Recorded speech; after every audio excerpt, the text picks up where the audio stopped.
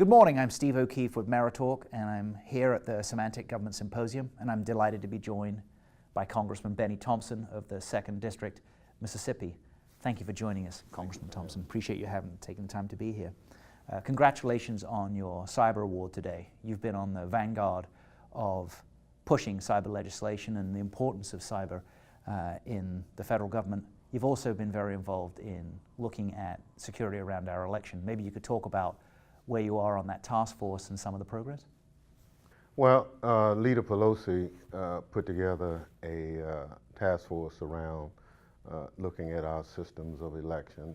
I co-chaired the task force. We held a number of hearings, heard from a number of witnesses who gave their perspective as to what a good election system should have. Ultimately, we produced a document that had a suggested piece of legislation that primarily talked about incentives for states who'd want to come with a verifiable system that we felt could not be hacked. Now, obviously, could not be hacked is I guess, an oxymoron for at that time. Obviously, whatever you do has to be constantly maintained and other things. So what we put together, working with the 50 Secretary of States, the Election Systems Commission, and various organizations who have interest in election security. And so we produced the legislation.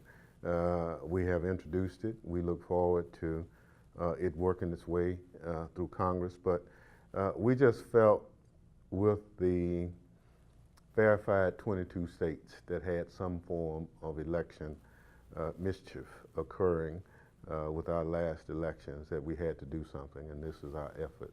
Thank you for your leadership. I think that's a very interesting perspective, looking at cybersecurity as it plays on the Constitution and how we elect our officials. Very important. Mm-hmm. It's been interesting looking at the use of blockchain in that area and discussion in that area.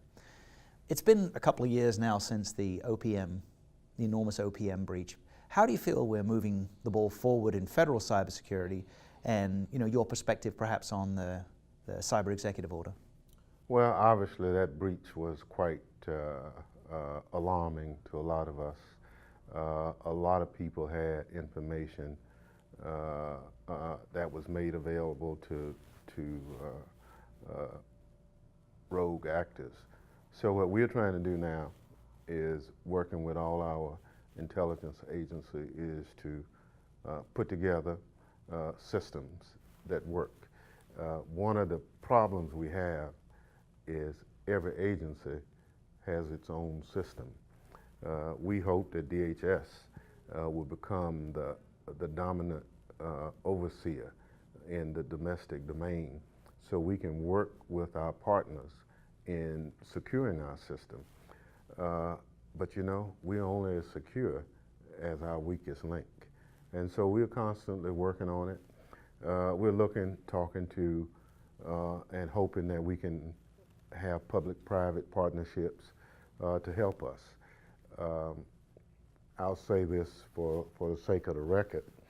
Believe it or not, members of Congress don't know everything.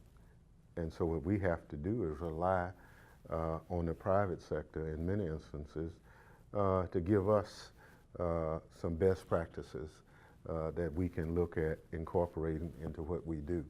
And so we rely heavily on our private partners to do just that. Well, I always thought members of Congress did know everything, so that's a nice turn up for the books. Rolling from there, looking at cybersecurity, looking at IT modernization across the federal government. Now we have the new MGT Act, which is waiting to be signed into legislation. That drives to shared services, I think. What do you see as being the biggest opportunities for IT modernization in the federal government? And what do you see as being the obstacles?